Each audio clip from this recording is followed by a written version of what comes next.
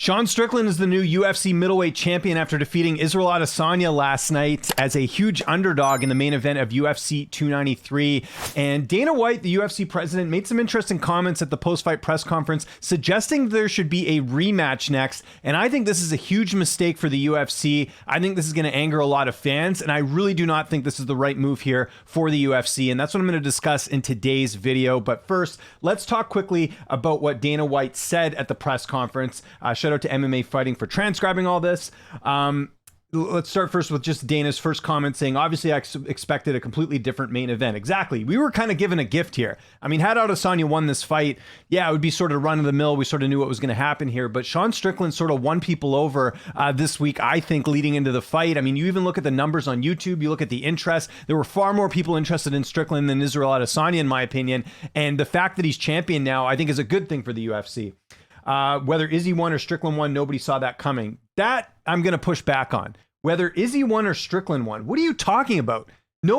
Under no planet did Israel Adesanya win that fight last night. And I don't even see anyone, even the biggest Israel Adesanya fans, I don't see them talking about him winning that fight. Go look on MMA Decisions, which again is not the be all and end all. Not a single media member scored the fight for Israel Adesanya. Do you want to know why? Because you can't. He clearly lost the fight last night. Maybe you give him round 2, maybe round 3. I mean, round 2 for sure, I thought Adesanya won. Round 3, that's debatable as well. But again, I thought Strickland clearly won this fight. So I think this comment here is very telling with him saying whether Izzy won or whether Strickland won. Then he comes in and says that, I mean, he kind of makes some excuses here for Adesanya. And I'll agree, Adesanya didn't look like his normal self in there last night, but you can't take anything away from what Sean Strickland did. But here's the key quote at the end. I think you do the rematch. Absolutely, the rematch is interesting. Couldn't disagree more.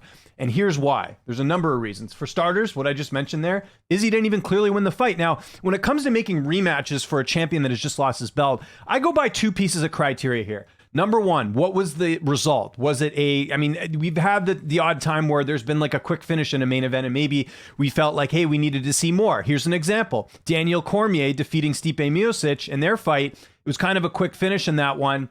And Stipe ended up getting the fight without having to fight anyone else. I was fine with that because, again, it was such a quick finish. Strickland comes out here and gets like a fluke punch here.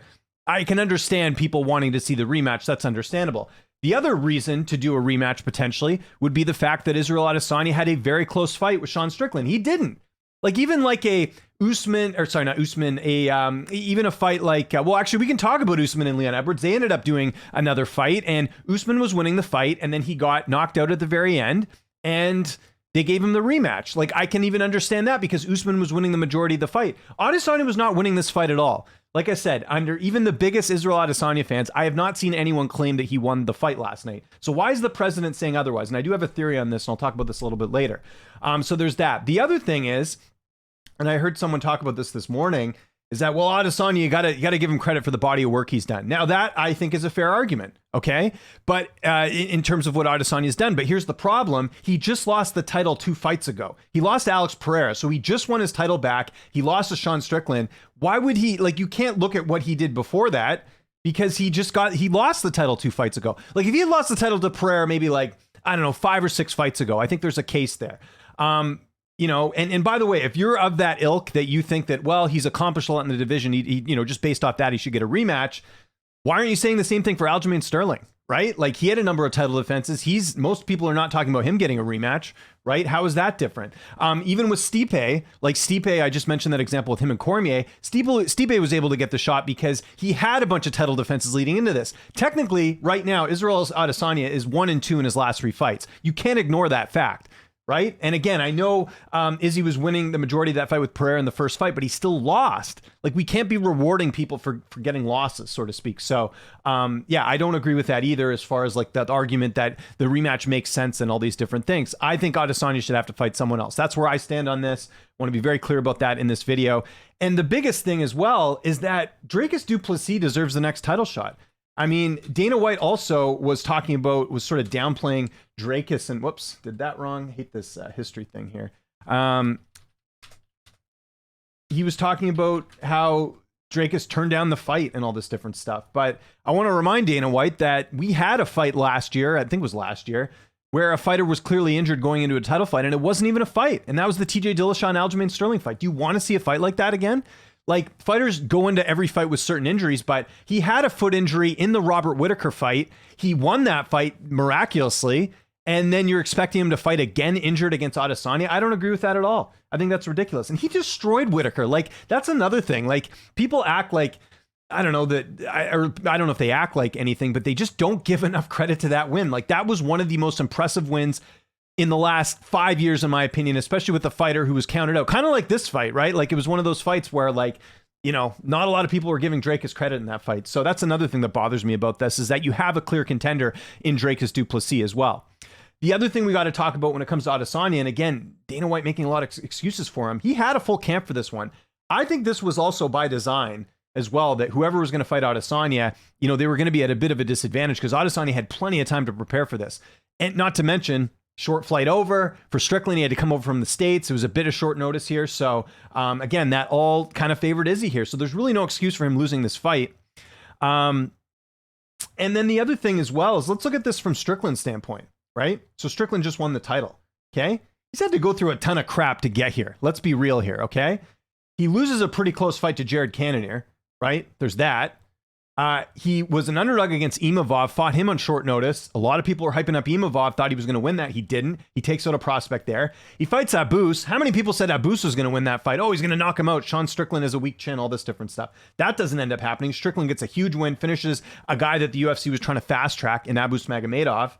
And, you know, say what you want about, you know, who deserved the shot once Dracus was out. Should have been Cannonier, should have been Strickland. They made the right call with Strickland here. But if you're, you know, Strickland had to, again, he was an underdog in these 3 fights, and now he has to rematch Adesanya because the fight didn't go the way everyone wanted. Like, that's ridiculous. So that's another thing that I don't think is fair in this situation. And again, there's nothing fair in MMA, but I'm just talking about my opinion on this. I don't think there's any world where Israel Adesanya deserves a rematch here as well. The other thing is, you know, you got to look at, like I said, something I talked about earlier, which is sort of the fan narrative. Like, talk to a lot of people on social media today. I mean, even in my Discord on Patreon, there's a lot of people talking about how that was one of the most incredible fights we've ever seen last night. A lot of people are invested in Strickland. They're invested in the fact that he won this fight, and it was just a very, like, big moment for the sport. Like, again, you don't see upsets like this too often. Strickland was like I said, like a 4-1 underdog here as well. And not to mention, I think Dracus did the same thing with his win over Whittaker. I think he won a lot of people over, being like, man, like, a lot of people counted him out. So you have this perfect fight here. You have 2 huge underdogs here in Sean Strickland and Dracus, who have defined the odds, got to this spot. They should fight each other. That's the obvious fight here, is Sean Strickland and Dracus du Plessis. It absolutely makes a ton of sense. I think it's a great fight as well, just with what both have been able to do. Again, a lot of underestimating both fighters in Dracus and Strickland. That's an unbelievable fight. Like, that is a slam dunk, easy fight for the UFC to make, in my opinion. So there's that side of it. And then the other thing, you know, that I wanted to mention in terms of, like, the matchmaking is, I think all along, you know, the way Dana was talking about, oh, you don't turn down title shots to Dracus, right? So it seemed like they wanted Chimaev. And again, Chimaev's still got to get past Paulo Costa. We got to talk about that at UFC 294. Like, that's not a guarantee either.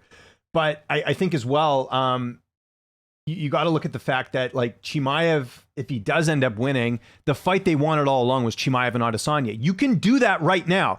If Chimaev beats Paulo Costa, you can still do him and Adesanya, and that would be a huge fight. And I think that fight makes a lot of sense, right? If Chimaev gets past Paulo Costa, he's been on this crazy win streak. Granted, a lot of his wins, well, all of his significant wins have been at welterweight. So he beats Paulo Costa, who's a ranked middleweight. Okay, you probably should get one more before a title shot, in my opinion. Him and Adesanya makes a ton of sense. Put that on the co-main event of the Strickland and Dracus card. That's the fights to make. It's Sean Strickland and Dracus du Plessis, and you've got Israel Adesanya and Khamzat Chimaev. I'd also accept Khamzat Chimaev and Jared Cannonier. Maybe Adesanya waits for the winner of Dracus and Strickland. I don't know. But even then, I don't think he should get an immediate rematch. I think Adesanya needs one more fight. There's a couple different ways you could go with this, but the least favorite option, in my opinion, and I don't think I'm alone here, is Sean Strickland and Israel Adesanya doing the rematch, especially with the fact that the fight was clearly Sean Strickland's, that he won. And one last thing I want to talk about a little bit, and you know, I talked about this a few months ago with Alex Pereira. Let me just bring the video up here. So I did a video a couple months ago on, where is it here?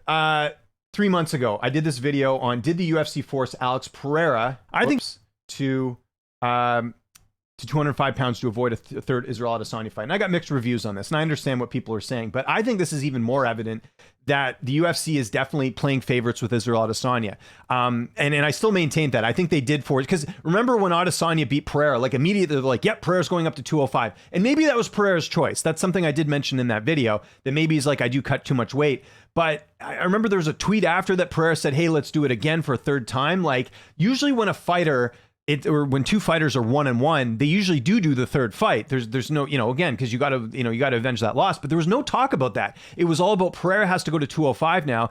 And it's not like Adesanya hasn't fought at 205 before either. They could do it up there. All I'm saying is it seemed very convenient that the UFC was very quick to say, oh yeah, Pereira's moving up to 205. Because honestly, if you look at that rematch in the UFC between Israel Adesanya and Alex Pereira, it was close. Like before Adesanya knocked him out, Pereira was tagging him pretty good. And that was one of those fights that I think could have gone either way. And I think the UFC realized that. And they're like, oh crap. Like if Adesanya loses again, he's screwed, right? Because he would have had, another loss to Pereira and then he'd be in this weird spot. And that's the other thing about this fight too. What if Strickland beats him again? I think he can. If he beats Adesanya again, then Adesanya's screwed. What does he do? He can't go to 205. I guess he could maybe fight Pereira, but I just think his options are so limited if they do this. So why are they in a rush as well to see him get this title again? I just think that in general, like this is just a bad idea, them trying to do the rematch between Strickland and Adesanya, in my opinion. So yeah, that's kind of where I stand. And kind of just getting back to that last point about Pereira, like I think the UFC is just trying to play favorites here with Izzy. Again, you don't hear any talk about Aljamain Sterling getting a rematch with Sean O'Malley. In fact, the UFC's kind of like, they even had a graphic out. I saw there was like a betting graphic. They didn't even list Sterling on there because,